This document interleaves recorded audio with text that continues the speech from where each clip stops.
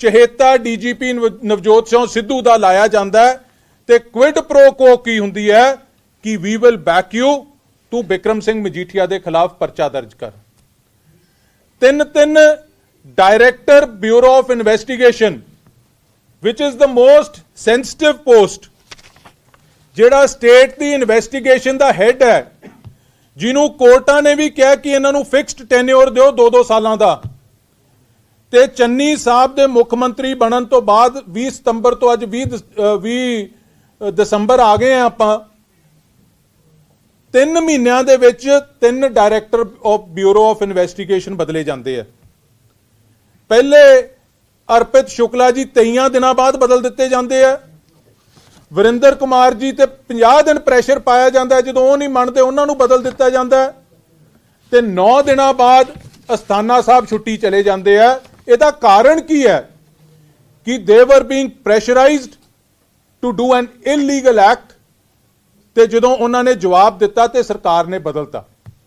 ਤੇ ਅਸਥਾਨਾ ਸਾਹਿਬ ਦੀ ਛੁੱਟੀ ਦੇ ਦੌਰਾਨ ਇੱਕ ਟੇਂਟਡ ਅਫਸਰ ਤੋਂ, ਜਿਸ ਅਫਸਰ ਦੇ ਖਿਲਾਫ 2 ਮੁਕੱਦਮੇ ਹਜੇ ਸੀਰੀਅਸ ਐਲੀਗੇਸ਼ਨਸ, ਸੀਰੀਅਸ ਚਾਰजेस ਦੇ, sorry I won't say allegations, serious charges ਦੇ ਮੋਹਾਲੀ ਦੇ ਥਾਣਿਆਂ 'ਚ ਚੱਲ ਰਿਹਾ ਹੈ। ਇੱਕ ਮਟੌਰ, ਇੱਕ ਫੇਜ਼ 1, ਗੌਤਮ ਚੀਮਾ ਆਈਜੀ, ਮੈਂ ਉਹਨਾਂ ਦੀ ਗੱਲ ਕਰ ਰਿਹਾ। ਫੇਜ਼ 1 ਦੇ ਵਿੱਚ ਤੇ ਮਟੌਰ ਥਾਣੇ ਦੇ ਵਿੱਚ 25, 27, 54, 59 ਆਰਮਸ ਐਕਟ ਦਾ ਕੇਸ, 452 ਟ੍ਰੈਸਪਾਸਿੰਗ, ਕਿਸੇ ਦੇ ਘਰ ਦੇ ਵਿੱਚ ਵੜ ਕੇ ਉਹਨੂੰ ਹਾਰਮ ਕਰਨਾ, ਉਹਦਾ ਕੇਸ, ਜੋ ਧਾਰਾ ਮੈਨੂੰ ਲੱਗਦਾ ਸੀਆਰਪੀਸੀ ਦੇ ਵਿੱਚ ਹੈਗੀਆਂ 452, 23, 65, 42, 225, 186, 506, 120 ਵੀ ਬੰਦਾ ਸਾਰੀ ਕਿਤਾਬ ਲੱਗੀ ਵੀ ਹੈ। And both these FIRs stand today. That is why that officer has not been promoted. ਉਹਦੇ ਸਾਥੀ ਸਾਰੇ ADGP ਬਣੇ ਹੋਏ ਹੈ। ਗੌਤਮ ਚੀਮਾ, ਇੱਕ ਕੇਸ CBI ਕੋਲੇ ਗਿਆ ਹੋਇਆ ਇਨਕੁਆਇਰੀ ਵਾਸਤੇ, ਇੱਕ ਸਟੇਟ ਪੁਲਿਸ ਇਨਕੁਆਇਰ ਕਰ ਰਹੀ ਹੈ। ਚੰਡੀਗੜ੍ਹ ਦੇ ਥਾਣੇ 'ਚ ਵੀ DDR, ਉਹਨਾਂ ਦੇ ਪਰਿਵਾਰ ਦਾ ਕੋਈ ਇਸ਼ੂ ਹੈ, ਮੈਂ ਉਹਦੇ 'ਚ ਨਹੀਂ ਜਾਂਦਾ। ਇਹਨਾਂ ਵਾਂਗੂ ਗਿਰ ਕੇ ਰਾਜਨੀਤੀ ਨਹੀਂ ਕਰਨੀ ਅਸੀਂ ਕਿ ਉਹਨਾਂ ਦੇ ਪਰਿਵਾਰ ਵਾਲਿਆਂ ਨੇ ਉਹਨਾਂ ਤੇ ਕੀ DDR ਇੱਥੇ ਦਰਜ ਕਰਾਈ ਹੈ, ਜਾ ਕੇ ਚੰਡੀਗੜ੍ਹ ਚੈੱਕ ਕਰ ਲਓ। ਇਹੋ ਜਿਹੇ ਅਫਸਰਾਂ ਤੋਂ ਆਰਡਰ ਕਰਕੇ ਤੇ FIRਾਂ ਰਜਿਸਟਰ ਕਰਾਈਆਂ ਜਾਂਦੀਆਂ। ਪਹਿਲਾ ਕੇਸ ਹੋਇਆ ਹੋਊਗਾ ਜਿੱਥੇ DGP, FIR ਮੇਰੇ ਕੋਲੇ ਹੈ, FIR ਤਾਂ 4 ਲਾਈਨਾਂ ਦੀ ਹੈ, ਬਾਕੀ ਤਾਂ ਉਹ ਹਰਪ੍ਰੀਤ ਸਿੰਘ ਸਿੱਧੂ ਦੀ ਰਿਪੋਰਟ ਹੀ ਨਾਲ ਲਾਈ ਹੈ, ਜਿਹਦੇ 'ਚ DGP ਸਾਹਿਬ ਨੇ ਕਲੀਅਰਲੀ ਲਿਖਿਆ that I direct you to register an FIR। ਮੈਨੂੰ ਕਿੰਨੀਆਂ FIRs ਤੁਸੀਂ ਦਿਖਾ ਦਿਓਗੇ ਜਿਹੜੀ DGP ਤੋਂ ਡਾਇਰੈਕਟ ਹੋ ਕੇ ਹੁੰਦੀਆਂ ਹੋਣ? FIRਾਂ ਥਾਣਿਆਂ 'ਚ ਹੁੰਦੀਆਂ, SHO ਤਫਤੀਸ਼ ਕਰਦਾ ਤੇ ਫਿਰ FIR ਹੁੰਦੀ ਹੈ। ਪਰ ਇਹ ਜਿਹੜਾ ਕੇਸ ਹੈ ਇੱਕ ਵੱਖਰੀ ਮਾਪਦੰਡ, ਇੱਕ ਵੱਖਰੇ ਤਰ੍ਹਾਂ ਦਾ ਕੇਸ ਇਸ ਸਰਕਾਰ ਨੇ ਬਣਾ ਕੇ ਰੱਖਤਾ। ਜਿਹੜੀ ਮੈਂ ਗੱਲ ਕਰ ਰਿਹਾ ਸੀ, 2 DGP ਬਦਲੇ ਗਏ, 3 ਡਾਇਰੈਕਟਰ ਬਿਊਰੋ ਆਫ ਇਨਵੈਸਟੀਗੇਸ਼ਨ ਬਦਲੇ ਗਏ, ਸਾਰੇ SSPs ਤੇ ਪ੍ਰੈਸ਼ਰਾਈਜ਼ ਕੀਤਾ ਗਿਆ ਕਿ ਤੁਸੀਂ ਇਹ ਕੇਸ ਦਰਜ ਕਰੋ। SSPਆਂ ਨੇ ਲਿਖਤੀ ਜਵਾਬ ਦਿੱਤਾ ਇਸ ਸਰਕਾਰ ਨੂੰ। ਜਦੋਂ ਉਹ ਸਾਰਾ ਕੁਝ ਨਾ ਹੋਇਆ, ਸਾਰੀ ਸਟੇਟ ਦਾ ਮਾਈਟ ਯੂਜ਼ ਕਰਕੇ ਇਹਨਾਂ ਨੇ ਇੱਕ FIR ਦਰਜ ਕੀਤੀ। ਬਨੂੜ ਥਾਣੇ 'ਚੋਂ 56 ਨੰਬਰ FIR ਚੱਕ ਕੇ ਸ਼ਾਇਦ 2014 ਦੀ, ਤੇ ਫਿਰ ਉਸ ਥਾਣੇ 'ਚ ਕਿਉਂ ਨਾ ਦਰਜ ਕੀਤੀ ਹੈ ਦੁਬਾਰਾ FIR? ਮੇਰਾ ਸਵਾਲ ਹੈ ਸਰਕਾਰ ਨੂੰ, ਜਿਸ ਥਾਣੇ 'ਚ ਓਰੀਜਨਲ FIR ਹੈ ਫਿਰ ਉੱਥੇ FIR ਕਿਉਂ ਨਾ ਦਰਜ ਹੋਈ? ਇਹ ਜਵਾਬ ਪੰਜਾਬ ਦੇ ਲੋਕਾਂ ਨੂੰ ਦਿਓ। ਉਹ ਇਸ ਕਰਕੇ ਨਹੀਂ ਹੋਈ ਕਿ ਪਟਿਆਲਾ ਪੁਲਿਸ ਨੇ ਜਵਾਬ ਦੇਤਾ ਕਿ ਅਸੀਂ ਇਲੀਗਲ ਐਕਟ ਨਹੀਂ ਕਰਾਂਗੇ। ਲਿਖਤੀ ਜਵਾਬ SSP ਪਟਿਆਲਾ ਨੇ ਸਰਕਾਰ ਨੂੰ ਦਿੱਤਾ ਹੈ, ਲਿਆ ਕੇ ਮੋਹਾਲੀ ਇੱਕ ਕਮਰੇ 'ਚ ਜਿੱਥੇ ਕੰਪਿਊਟਰ ਰੱਖਿਆ ਇਹਨਾਂ ਨੇ, ਸਟੇਟ ਕ੍ਰਾਈਮ ਸੈੱਲ ਉਹਨੂੰ ਕਹਿੰਦੇ ਆ। 2 FIRਾਂ ਹੋਈਆਂ ਸਾਰੇ ਸਾਲ 'ਚ, ਇਹੋ ਜਿਹਾ ਥਾਣਾ ਹੋਣਾ। ਪੰਜਾਬ ਦੇ ਲੋਕ ਜਾਣਦੇ ਆ, ਹਰ ਥਾਣੇ 'ਚ ਜਾ ਕੇ ਵੇਖ ਲਓ ਦਿਹਾੜੀ ਦੀਆਂ ਕਿੰਨੀਆਂ FIRਾਂ ਹੁੰਦੀਆਂ। ਇੱਕ ਇਹੋ ਜਿਹਾ ਥਾਣਾ ਹੋਣਾ ਜਿਹਦੇ 'ਚ 2 FIRਾਂ ਸਾਲ 'ਚ ਹੋਈਆਂ, ਉੱਥੇ ਲਿਆ ਕੇ ਇੱਕ FIR ਰਾਤ ਦੇ ਹਨੇਰੇ 'ਚ ਦਰਜ ਕੀਤੀ ਜਾਂਦੀ ਹੈ।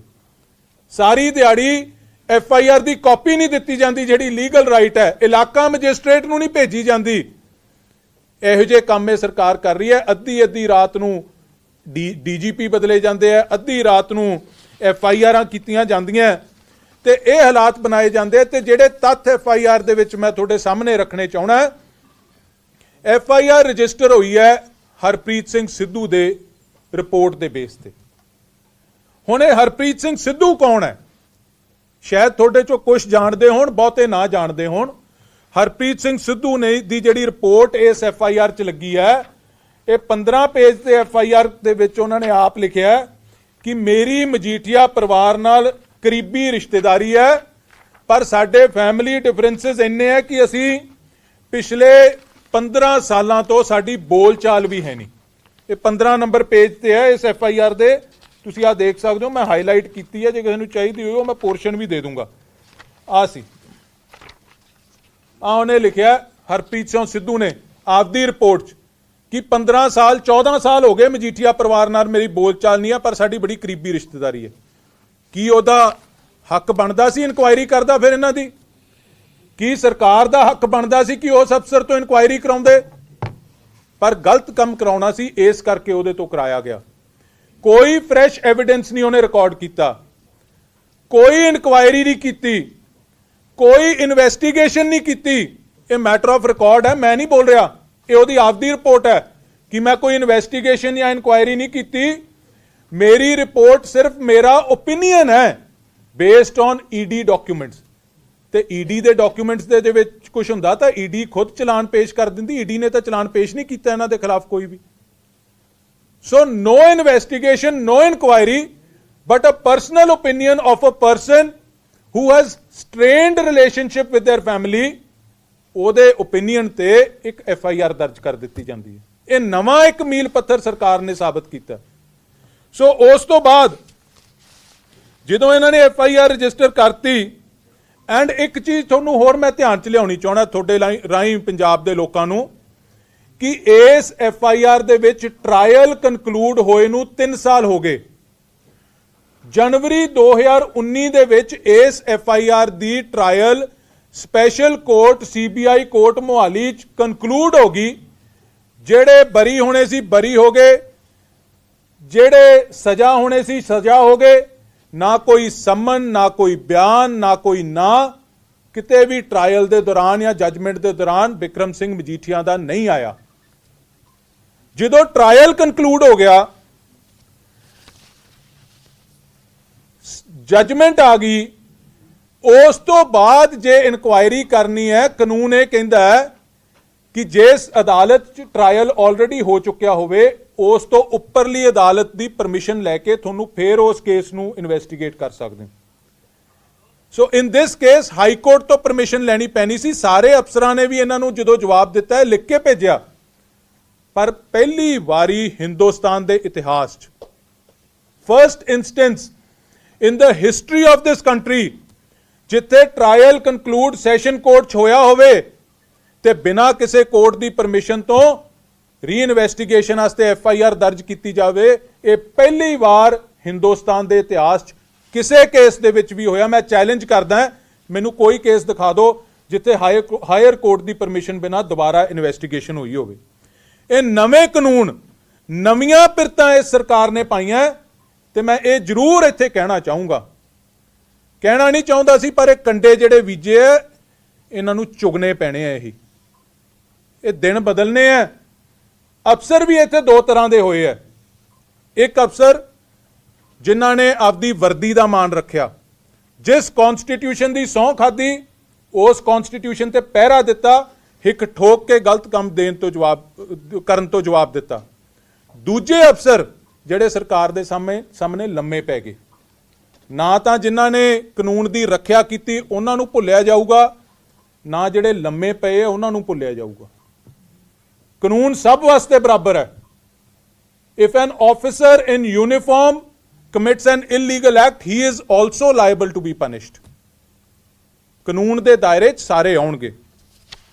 ਸੋ ਜਿਹੜੀ ਮੈਂ ਗੱਲ ਕਰ ਰਿਹਾ ਸੀ, ਹੁਣ ਹਰਪ੍ਰੀਤ ਸਿੰਘ ਸਿੱਧੂ ਦੀ ਰਿਪੋਰਟ, ਇੱਕ ਤੱਥ ਹੋਰ ਤੁਹਾਡੇ ਸਾਹਮਣੇ ਬੜਾ ਇੰਪੋਰਟੈਂਟ ਰੱਖਣਾ ਚਾਹੁੰਦਾ। ਹਰਪ੍ਰੀਤ ਸਿੰਘ ਸਿੱਧੂ ਦੀ ਰਿਪੋਰਟ ਇਹਨਾਂ ਨੇ ਉਹਦੇ 'ਚ FIR 'ਚ ਕੋਟ ਕਰਤੀ, ਪਰ ਬੜੀ ਕਨਵੀਨੀਐਂਟਲੀ, ਬੜੀ ਚਲਾਕੀ ਨਾਲ ਲੋਕਾਂ ਤੋਂ ਇੱਕ ਬਹੁਤ ਵੱਡਾ ਤੱਥ, ਇੱਕ ਬਹੁਤ ਵੱਡਾ ਫੈਕਟ ਇਹਨਾਂ ਨੇ ਲੁਕੋ ਕੇ ਰੱਖਿਆ। ਉਹ ਫੈਕਟ ਕੀ ਹੈ?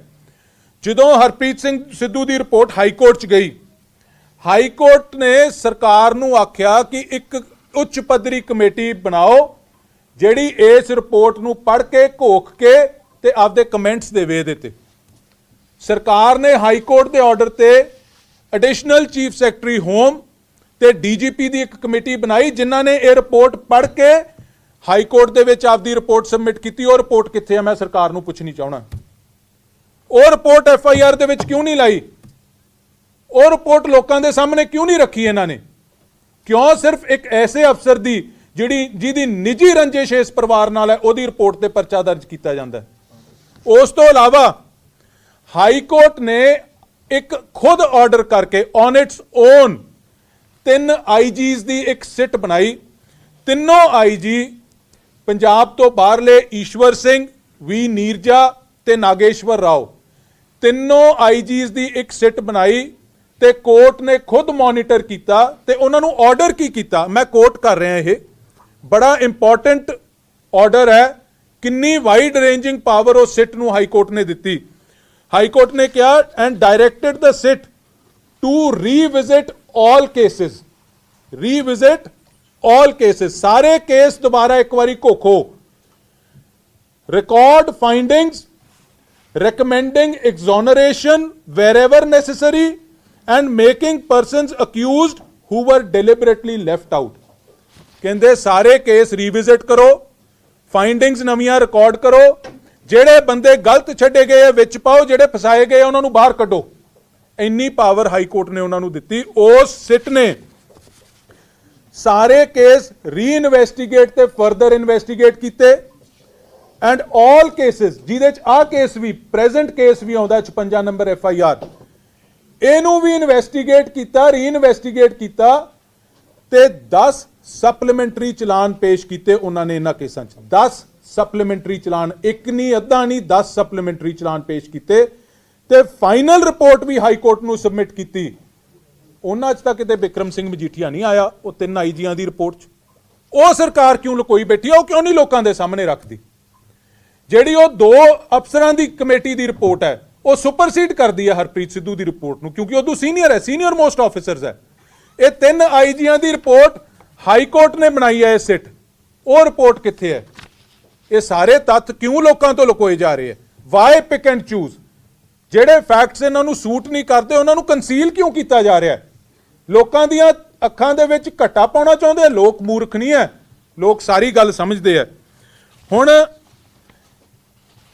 ਇਹ ਵੀ ਪਹਿਲੀ ਵਾਰ ਹਿੰਦੁਸਤਾਨ 'ਚ ਸ਼ਾਇਦ ਹੋ ਰਿਹਾ ਹੋਊਗਾ ਕਿ ਜਿਹੜੀਆਂ FIRs 3 IGs ਦੀ SIT ਨੇ ਇਨਵੈਸਟੀਗੇਟ ਕਰਕੇ ਚਲਾਨ ਪੇਸ਼ ਕਰਤੇ ਹੋਣ, ਉਹਨਾਂ FIRs ਨੂੰ ਥਾਣੇਦਾਰ ਤੇ DSP ਇਨਵੈਸਟੀਗੇਟ ਕਰ ਰਹੇ। ਇਹ ਵੀ ਪਹਿਲੀ ਵਾਰੀ ਹੋਇਆ।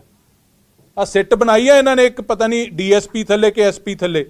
ਜਿਹੜੀ FIR 3 IGs ਨੇ ਰੀਇਨਵੈਸਟੀਗੇਟ ਕਰਤੀ ਹਾਈ ਕੋਰਟ ਦੀ ਮੋਨੀਟਰ ਦੇ ਥੱਲੇ, ਹਾਈ ਕੋਰਟ ਦੀ ਦੇਖਰੇਖ ਦੇ ਥੱਲੇ, ਅੱਜ ਉਹ FIRs SP ਤੇ DSP ਰੀਇਨਵੈਸਟੀਗੇਟ ਕਰਨਗੇ। ਆ ਇਹ ਕਾਨੂੰਨ ਇੱਥੇ ਕੋਈ ਹੈ? ਕਾਨੂੰਨ ਨਾਂ ਦੀ ਕੋਈ ਚੀਜ਼, ਕਾਨੂੰਨ ਨਾਂ ਦੀ ਕੋਈ ਚੀਜ਼ ਹੀ ਨਹੀਂ ਇਹਨਾਂ ਨੇ ਰੱਖੀ। ਫਿਰ IGs ਤੋਂ ਵੱਡੀ ਹੋ ਗਈ ਇਹ ਸਿੱਟ ਕੀ? ਇਹ ਜਾਂ ਫਿਰ ਇਹ ਕਹਿਣ ਕਿ ਉਹ 3 IGs ਨੇ ਹਾਈ ਕੋਰਟ ਨੂੰ ਗੁੰਮਰਾਹ ਕੀਤਾ, ਦੇਣ ਪਰਚਾ 3 IGs ਤੇ। ਜੇ ਨਹੀਂ ਫਿਰ ਉਹ ਰਿਪੋਰਟ ਲੋਕਾਂ ਦੇ ਸਾਹਮਣੇ ਰੱਖਣ ਤੇ ਦੱਸਣ ਉਹਦੇ ਚ ਬਿਕਰਮ ਸਿੰਘ ਮਜੀਠੀਆ ਦਾ ਨਾਂ ਹੈ ਕਿ ਨਹੀਂ ਹੈ। ਇਹ ਸਰਕਾਰ ਨੇ ਇੰਨੇ ਨੀਵੇਂ ਪੱਧਰ ਦੀ ਰਾਜਨੀਤੀ 'ਚ ਗਈ, ਅੱਜ ਸ਼ਰਮ ਆਉਂਦੀ ਹੈ ਸਾਨੂੰ ਵੀ ਇਸ ਗੱਲ ਨੂੰ ਕਹਿੰਦਿਆਂ। ਰਾਜਨੀਤੀ ਹੁੰਦੀ ਹੈ, ਕੋਈ ਪਾਲਿਸੀਜ਼ ਤੇ ਹੁੰਦੀ ਹੈ, ਕੋਈ ਪ੍ਰਿੰਸੀਪਲਸ ਤੇ ਹੁੰਦੀ ਹੈ, ਤੇ ਇਹ ਇਸ ਹੱਦ ਤੱਕ ਗਿਰ ਜਾਣਾ ਯਾਰ ਇਹਨਾਂ ਨੇ। 10 ਦਿਨ ਦੀ ਸਰਕਾਰ ਹੈ, ਮੈਂ ਤਾਂ ਅਫਸਰਾਂ ਨੂੰ ਵੀ ਕਹਿੰਦਾ 10 ਦਿਨ ਦੀ ਸਰਕਾਰ ਹੈ, ਫੇਰ ਇਹ ਕਿੱਥੇ ਜਾਣਾ ਇਹਨਾਂ ਨੇ? ਇਹੀ ਚੁਗਣੇ ਪੈਣੇ ਆ ਜਿਹੜੇ ਬੀਜੇ ਆ ਇਹਨਾਂ ਨੇ। ਇੱਕ ਗੱਲ ਮੈਂ ਹੋਰ ਤੁਹਾਡੇ ਕੋਲੇ ਜ਼ਰੂਰ ਰੱਖਣੀ ਚਾਹੂੰਗਾ ਕਿ ਜਿਹੜੇ ਅਫਸਰ ਜਿਨ੍ਹਾਂ ਨੇ ਇਹ ਕਾਂਡ ਕੀਤਾ, ਦੋਵਾਂ ਨੇ, ਜਿਹੜੇ ਮੇਨਲੀ ਰਿਸਪੌਂਸਿਬਲ ਹੈ, ਇੱਕ ਤਾਂ DGP ਸਾਹਿਬ ਚਟੋਪਾਧਿਆ ਸਾਹਿਬ। ਚਟੋਪਾਧਿਆ ਸਾਹਿਬ ਨੂੰ UPSC ਨੇ ਫਿੱਟ ਨਹੀਂ ਪਾਇਆ ਸੀ ਕਿ ਰੈਗੂਲਰ DGP ਦੇ ਪੈਨਲਸ ਦੇ ਵਿੱਚ ਇਹਨਾਂ ਦਾ ਨਾਂ ਪਾਇਆ ਜਾਵੇ। UPSC ਦੇ ਫੈਸਲੇ ਦੇ ਖਿਲਾਫ ਸੁਪਰੀਮ ਕੋਰਟ ਗਏ, ਸੁਪਰੀਮ ਕੋਰਟ ਨੇ ਵੀ UPSC ਦਾ ਫੈਸਲਾ ਹੋਲਡ ਕੀਤਾ, ਰੈਗੂਲਰ DGP ਦੇ ਪੈਨਲ 'ਚ ਨਹੀਂ ਪਾਇਆ।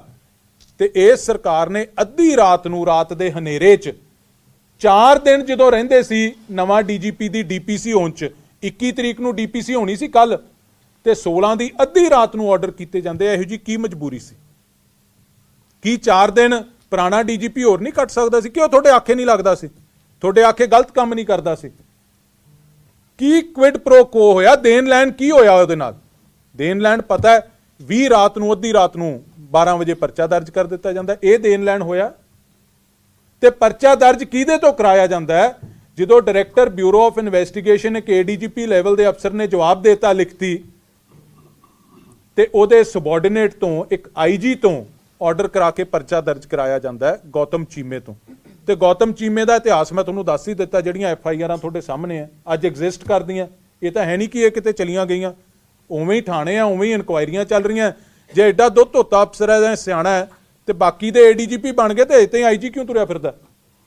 ਇਸ ਗੱਲ ਦਾ ਵੀ ਪਤਾ ਲੱਗੇ ਨਾ। ਸੋ ਇਹ ਸਾਰੀਆਂ ਗੱਲਾਂ ਕਾਨੂੰਨ ਛਿੱਕੇ ਟੰਗ ਕੇ ਜਿਹੜੀਆਂ ਕੀਤੀਆਂ ਗਈਆਂ, ਪੰਜਾਬ ਦੇ ਲੋਕ, ਪੰਜਾਬ ਦਾ ਨੌਜਵਾਨ ਚੁੱਪ ਨਹੀਂ ਬੈਠੂਗਾ। ਜੇ ਇਹ ਸੋਚਣ ਸਰਕਾਰ ਨਾਲ ਡਟਵੀਂ ਲੜਾਈ ਲੜਾਂਗੇ, ਸਰਕਾਰ ਨੂੰ ਮੂੰਹ ਤੋੜਵਾਂ ਜਵਾਬ ਦੇਵਾਂਗੇ। ਪਰਸੋਂ ਹਰ ਜ਼ਿਲ੍ਹਾ ਹੈੱਡਕੁਆਰਟਰ ਤੇ SSPਆਂ ਦਾ ਘਰਾਓ ਕੀਤਾ ਜਾ ਰਿਹਾ, SSPਆਂ ਦੇ ਦਫ਼ਤਰਾਂ ਦਾ, ਤੇ ਇਸ ਲੜਾਈ ਨੂੰ ਤੇਜ਼ ਕਰਾਂਗੇ। ਜਿਹੜਾ ਇਹ ਪੰਗਾ ਲੈ ਲਿਆ ਇਹਨਾਂ ਨੇ, ਮੈਂ ਕੱਲ ਉਹ ਚੱਦੂ ਮਾਜਰਾ ਸਾਹਿਬ ਵਾਲੀ ਗੱਲ ਹੀ ਦੁਬਾਰਾ ਕਹੂੰਗਾ, ਬੋਕ ਦੇ ਸਿੰਘਾਂ ਨੂੰ ਹੱਥ ਪਾ ਕੇ ਪੁੱਠਾ ਪੰਗਾ ਲੈ ਲਿਆ। ਉਹ ਤਾਂ ਜੱਟੀਏ ਕਹਿੰਦਾ ਨਾ, ਮੈਂ ਕਹਿੰਦਾ ਸੁਖੀਏ। ਇਹ ਪੰਗਾ ਤੁਸੀਂ ਲੈ ਲਿਆ, this is not right, this is not politics. ਤੁਸੀਂ ਨੀਵੇਂ ਪੱਧਰ ਦੀ ਰਾਜਨੀਤੀ ਕਰ ਰਹੇ ਹੋ, ਤੁਹਾਨੂੰ ਇਸ ਗੱਲ ਦਾ ਖਮਿਆਜ਼ਾ ਭੁਗਤਣਾ ਪਊਗਾ। ਮੈਂ ਤਾਂ ਫੈਕਟਸ ਲੋਕਾਂ ਦੇ ਸਾਹਮਣੇ ਰੱਖੇ ਆ ਕਿ ਪਿਕ ਐਂਡ ਚੂਜ਼ ਕੀਤਾ ਜਾ ਰਿਹਾ। ਰਿਪੋਰਟਾਂ ਜਿਹੜੀਆਂ ਇਹਨਾਂ ਨੂੰ ਸੂਟ ਨਹੀਂ ਕਰਦੀਆਂ ਉਹ ਲੋਕਾਂ ਦੇ ਸਾਹਮਣੇ ਨਹੀਂ ਰੱਖੀਆਂ ਜਾ ਰਹੀਆਂ, ਜਿਹੜੀਆਂ ਉਸ ਰਿਪੋਰਟ ਨੂੰ ਸੁਪਰਸੀਡ ਕਰਦੀਆਂ। ਤੇ ਇਨਵੈਸਟੀਗੇਸ਼ਨ ਆਰਡਰ ਕੀਤੀ ਜਾਂਦੀ ਹੈ ਬਿਨਾਂ ਕੋਰਟ ਤੋਂ ਪਰਮਿਸ਼ਨ ਲਿੱਤਿਆਂ। ਇਹਨਾਂ ਗੱਲਾਂ ਦਾ ਲੋਕ ਜਵਾਬ ਮੰਗਦੇ ਆ, ਤੇ ਜਵਾਬ ਲੋਕ ਇਹਨਾਂ ਨੂੰ ਆਉਣ ਵਾਲੇ ਸਮੇਂ ਦੇ ਵਿੱਚ ਇਹੋ ਜਿਹਾ ਮੂੰਹ ਤੋੜਮਾ ਦੇਣਗੇ। ਅੱਜ ਸਾਰਾ ਪੰਜਾਬ ਇਸ ਸਰਕਾਰ ਦੇ ਮੂੰਹ ਤੇ ਥੂ ਥੂ ਕਰ ਰਿਹਾ ਕਿ ਇਦੋਂ ਮਾੜਾ, ਇਦੋਂ ਘਟੀਆ, ਇਦੋਂ ਗਿਰਿਆ ਹੋਇਆ ਕੰਮ ਨਹੀਂ ਇਹ ਕਰ ਸਕਦੇ ਸੀ।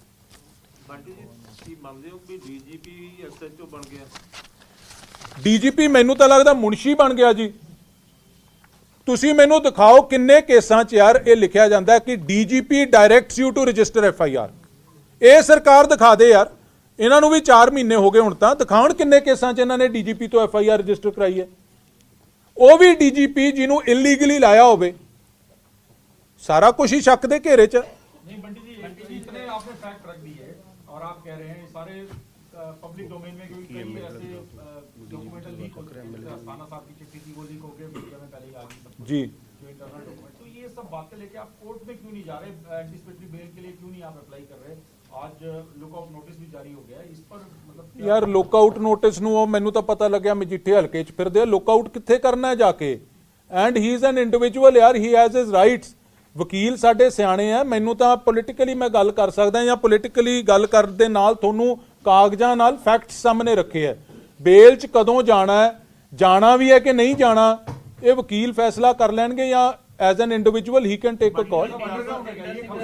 ਖਬਰਾਂ ਤੇ ਆ ਰਹੀਆਂ ਜੀ ਕਿ ਰੇਡ ਕੀਤੀ ਜਾ ਰਹੀ ਕਈ ਥਾਵਾਂ ਤੇ।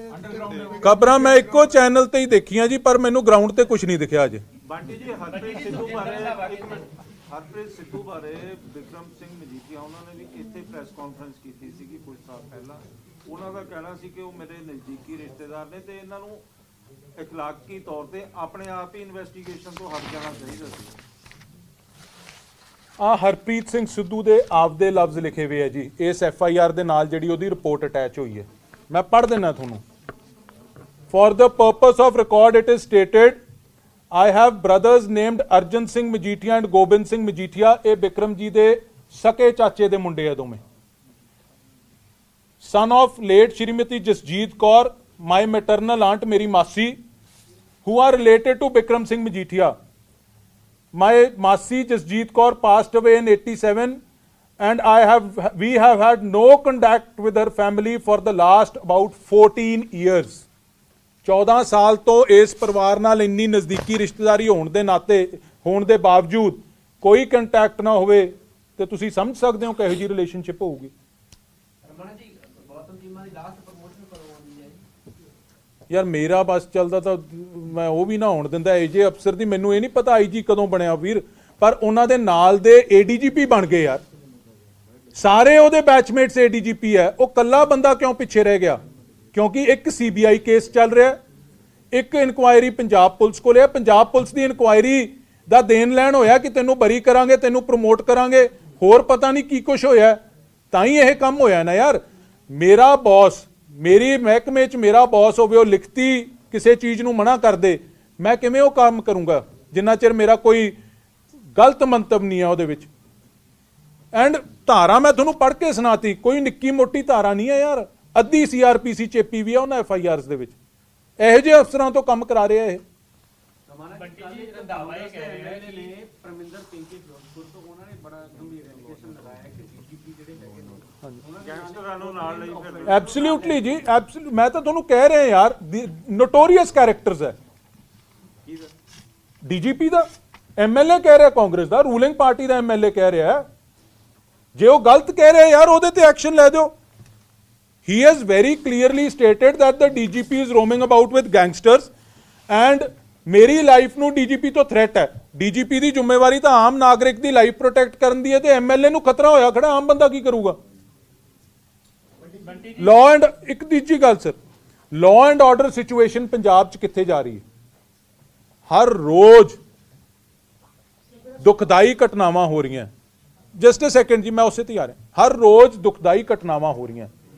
ਇੰਟਾਇਰ ਸਟੇਟ ਦੀ ਮਾਈਟ, ਇੰਟਾਇਰ ਸਟੇਟ ਦਾ ਫੋਕਸ ਪਿਛਲੇ 1 ਮਹੀਨੇ ਤੋਂ 8-8 ਘੰਟੇ ਇੱਥੇ 82 ਬਟਾਲੀਅਨ 'ਚ ਮੀਟਿੰਗਾਂ ਹੁੰਦੀਆਂ ਸੀ, ਸੁਖੀ ਰੰਧਾਵੇ ਦੇ ਘਰੇ ਮੀਟਿੰਗਾਂ ਹੁੰਦੀਆਂ ਸੀ, ਮੁੱਖ ਮੰਤਰੀ ਦੇ ਘਰੇ ਮੀਟਿੰਗਾਂ ਹੁੰਦੀਆਂ ਸੀ, ਲਾ ਡੀਜੀਪੀ ਤੋਂ ਲੈ ਕੇ ਥੱਲੇ ਤਾਈਂ ਪੁਲਿਸ ਉੱਥੇ ਸੱਦੀ ਜਾਂਦੀ ਸੀ ਕਿ ਬਿਕਰਮ ਸਿੰਘ ਮਜੀਠੀਆ ਨੂੰ ਕਿਵੇਂ ਫਸਾਉਣਾ, ਬਾਦਲਾਂ ਨੂੰ ਕਿਵੇਂ ਫਸਾਉਣਾ, ਤੇ state the law and order ਕਿੱਧਰ ਗਈ? ਕਿਉਂਕਿ ਫੋਕਸ ਹੀ ਹੈ ਨਹੀਂ ਉਧਰ। ਫੋਕਸ ਤਾਂ ਪੋਲੀਟੀਕਲ ਓਪੋਨੈਂਟਸ ਨੂੰ ਫਿਕਸ ਕਰਨ ਦਾ ਇਹਨਾਂ ਦਾ। ਬੰਟੀ ਜੀ ਸੁਖਜਿੰਦਰ ਸਿੰਘ ਰੰਧਾਵਾ ਕਹਿੰਦੇ ਨੇ ਕਿ ਅਕਾਲੀ ਦਲ ਕਹਿੰਦਾ ਹੈ ਕਿ ਅਸੀਂ ਕੁਰਬਾਨੀਆਂ ਦਿੱਤੀਆਂ, ਅਸੀਂ ਬੱਚਿਆਂ ਨੂੰ ਨਹੀਂ ਡਰਦੇ, ਫਿਰ ਕਿਉਂ ਬਚਾਇਆ ਜਾ ਰਿਹਾ ਵਿਕਰਮ ਮਜੀਠੀਆ ਨੂੰ? ਯਾਰ ਬਚਾਇਆ ਕਿਉਂ? ਕਮਾਲ ਹੈ ਕਿੱਥੋਂ ਦਾ, ਮੈਂ ਤਾਂ ਹੈਰਾਨ ਹਾਂ। ਮੈਨੂੰ ਲੱਗਦਾ ਡਾਇਲ ਉਹਦੇ ਵੀ ਹਿੱਲ ਗਏ।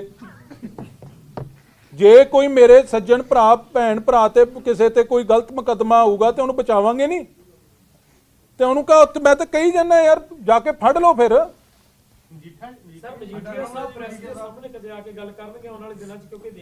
ਆ ਜਾਣਗੇ ਵੀਰ, ਆ ਜਾਣਗੇ।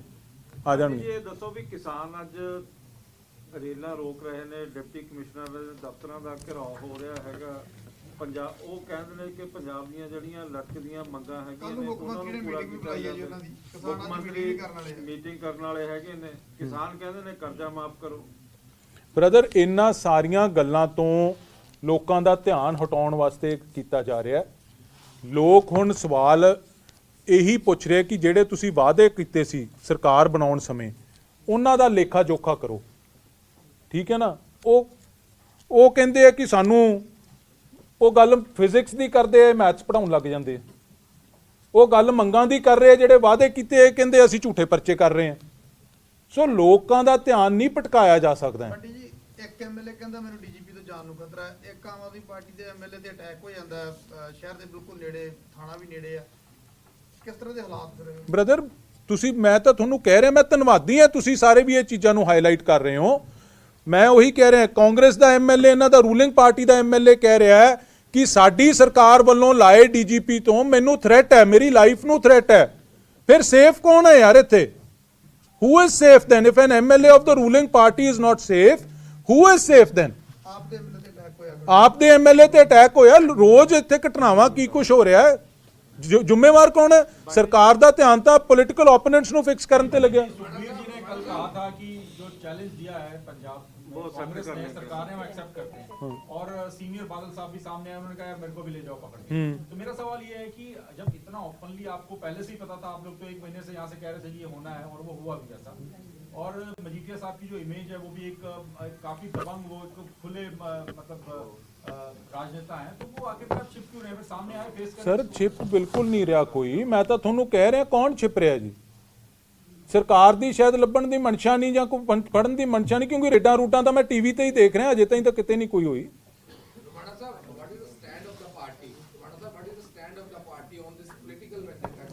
Party is very clear ji that it is a very clear and blatant case of political vendetta. We will face it. We will go to the people.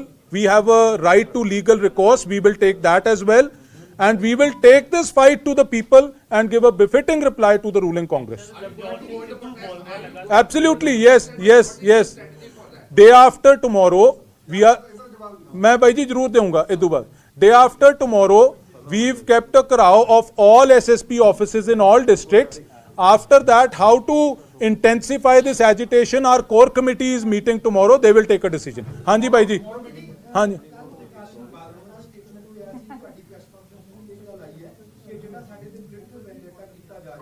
Akali Dal ਨੂੰ ਫਾਈਟ ਕਰੂਗਾ ਤੇ ਪ੍ਰਕਾਸ਼ ਸਿੰਘ ਬਾਦਲ ਨੇ ਆਪਣੇ ਸਟੇਟਮੈਂਟ ਦੇ ਵਿੱਚ ਇਹ ਵੀ ਕਿਹਾ ਕਿ ਅਸੀਂ ਪਹਿਲਾਂ ਵੀ ਜੇਲਾਂ ਕੱਟਦੇ ਰਹੇ ਹਾਂ। ਤਾਂ ਅਕਾਲੀ ਦਲ ਇੱਕ ਮੋਰਲ ਗਰਾਊਂਡ ਲੈ ਰਿਹਾ ਇਸ ਜੋ FIR ਦਰਜ ਹੋਈ ਹੈ ਕਿ ਤੁਹਾਨੂੰ ਲੱਗਦਾ ਹੈ ਕਿ ਜੋ ਪਹਿਲੇ ਚਾਹੇ ਐਮਰਜੈਂਸੀ ਤੋਂ ਲੈ ਕੇ ਜਾਂ ਧਰਮਯੁੱਧ ਮੋਰਚੇ ਤੋਂ ਲੈ ਕੇ ਉਸ ਤੋਂ ਬਾਅਦ ਤੋਂ ਲੈ ਕੇ ਜਿਹੜੀ ਅਕਾਲੀ ਦਲ ਜੇਲਾਂ 'ਚ ਜਾਂਦਾ ਸੀਗਾ ਉਹਦੇ 'ਚ NSA ਦੇ ਅੰਡਰ ਪਰਚਾ ਦਰਜ ਹੁੰਦਾ ਸੀ, ਨੈਸ਼ਨਲ ਸਿਕਿਉਰਿਟੀ ਐਕਟ ਲੱਗਦਾ ਸੀ, ਮੀਸਾ ਲੱਗਦਾ ਸੀ ਤੇ ਜਿਹੜੀ ਇਹ FIR ਹੋਈ ਹੈ ਇਹ NDPS ਐਕਟ ਦੇ ਅੰਡਰ ਹੋਈ ਹੈ।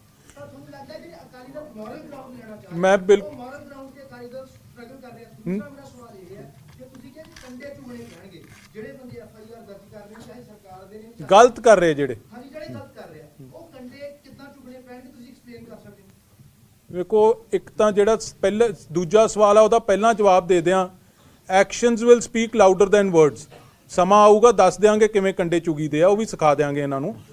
ਦੂਜੀ ਗੱਲ ਤੁਸੀਂ ਪੁੱਛੀ ਜਿਹੜੀ, ਮੈਂ ਇਸੇ ਕਰਕੇ ਕਿਹਾ ਸੀ ਜੀ ਕਿ ਰਾਜਨੀਤੀ ਦਾ ਪੱਧਰ ਬਹੁਤ ਨੀਵਾਂ ਹੋ ਗਿਆ. ਮਿਆਰ ਤੋਂ ਡਿੱਗੀ ਹੋਈ ਰਾਜਨੀਤੀ ਕਾਂਗਰਸ ਪਾਰਟੀ ਕਰ ਰਹੀ ਹੈ ਕਿ ਇਸ ਨੀਵੇਂ ਪੱਧਰ ਤੇ ਜਾ ਕੇ ਇਹੋ ਜਿਹੇ ਝੂਠੇ ਕੇਸਾਂ 'ਚ ਫਸਾਇਆ ਜਾ ਰਿਹਾ ਹੈ। ਬੰਦਿਆਂ ਦੀ ਈਗੋ ਨੂੰ ਸੈਟੀਸਫਾਈ ਕੀਤਾ ਜਾ ਰਿਹਾ ਹੈਗਾ।